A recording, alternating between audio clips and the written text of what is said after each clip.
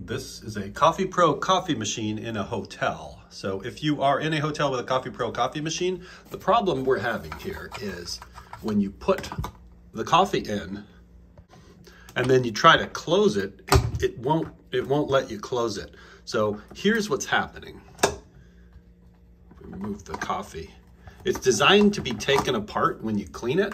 So this little cup is sitting up too high. It has a little lock mechanism in it. So when the lady cleans it at night, this thing is not locked into place. So if you push it down into those slots and then turn it sideways like that, now it's locked in a downward position.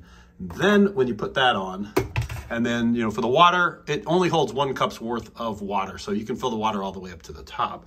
And then after I've repositioned that cup,